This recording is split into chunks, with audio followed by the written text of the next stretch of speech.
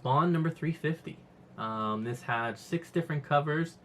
There will be a 7th for shops that ordered 25 copies. They will get a signed by McFarlane thank you retailers variant that will come out like March 7th, or that's when it ships or something like that, mid-March. So I will be getting a copy of that. I had to pick up a few copies of this book. Normally I get all covers, but in this case I had to pick up like a couple of the same one just to kind of help make sure that my shop hit that 25. So I just told them, look, we need to hit that 25, and however many of these you need me to buy, I will buy, because I need that book. So that was a cover I got double of. I got double of this one, which is really cool. I believe this was the Brett Booth cover here. So we got a couple of those. And then also, this is the one by McFarlane. Thought this one was also very cool. We got a couple of those. And then you also have the black and white for that same cover. And we have a couple of those. So, oh man, I got a lot to say, I feel like, about this one. This issue has been in the making since Spawn at least 100, if that's what you want to say, from when he killed Malboja and left the throne open. 300 kind of, or what was it? Was it 300 where he actually kills Clown? Or maybe it was 298, or no, 298 and 299 were still like giving you background history. I think it was 300 when he actually does it. But either or, regardless, around that time, he kills the Clown, and the Clown is now taken over like a way more powerful. He's like big now. The Clown is huge, very big character. He's got like a long ponytail. He's quite powerful as well now too. You know, for a long time now, we've been building up to this war. For the last 10 issues, we have been, I'm going to say roughly 10. You know, we've been dealing with Sin's in hell, and the character Sin, he is in hell, who's Cagliostro from the movies, if you remember that. His character has basically spent the time murdering all these other hellspawns so that he can gain all their power. And so he is powerful as hell. He is a force to be reckoned with. And they have done a great job of portraying that. So you got him, you have Clown. Clown wants the throne. He refuses to, you know, let a human get it. Can't stand the fact that a hellspawn, a human, is going to, you know, take it. So he wants it. And then you have Spawn, who basically feels like, I can't let the two of them have it, so I'm going to take it. But he's also been trying to pass that off. You know, he asked the Scorch team, because they confronted him, like, why do you get it? And he was like, well, do you guys want to take it? And they were like, nah, we straight. And so he was like, that's what I fucking thought. So he's going to take it, but there's been a lot, you know, like, who's going to get it? As far as this issue goes, okay, if I'm going to give you a non-spoiler, amazing issue. The way that it is laid out is incredible. I haven't been this excited reading a comic book in forever. It's amazing, leading up to the reveal of what happens, who gets it. The action's incredible.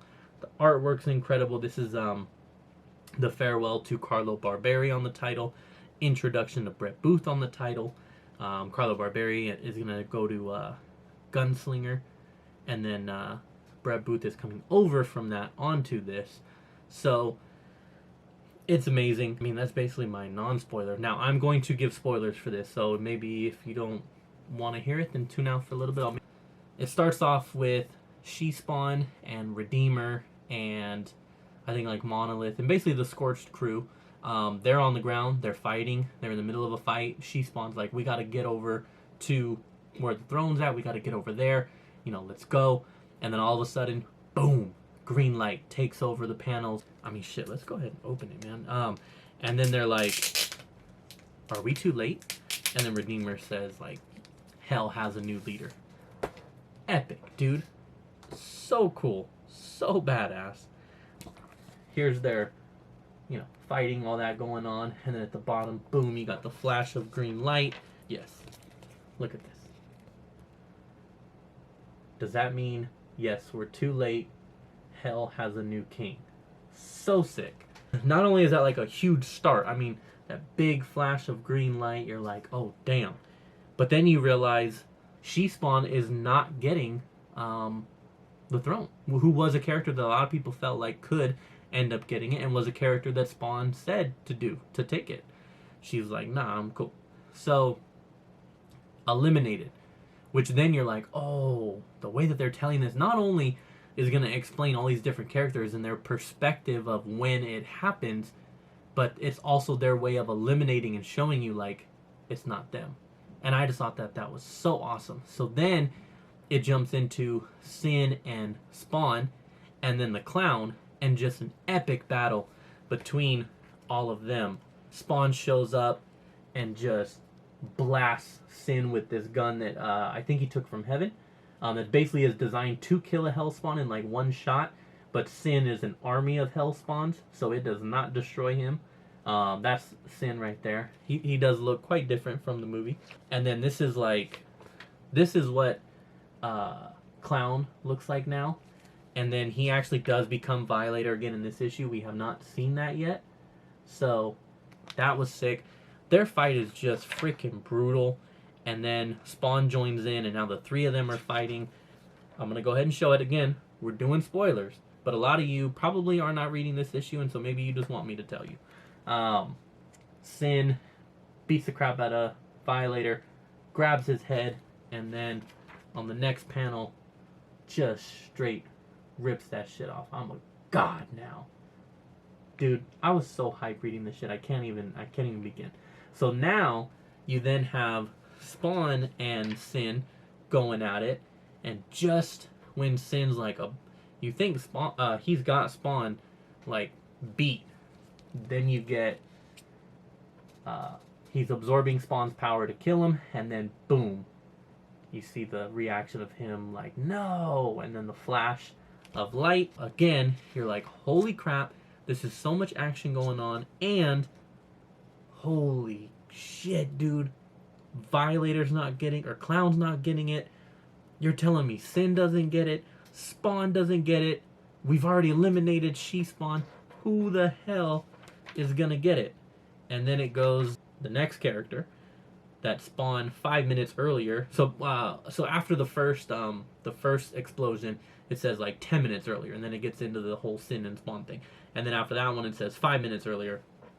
Spawn tells Nyx that she needs to be the one. While we're fighting, you need to do it. There is no time. You have to do it.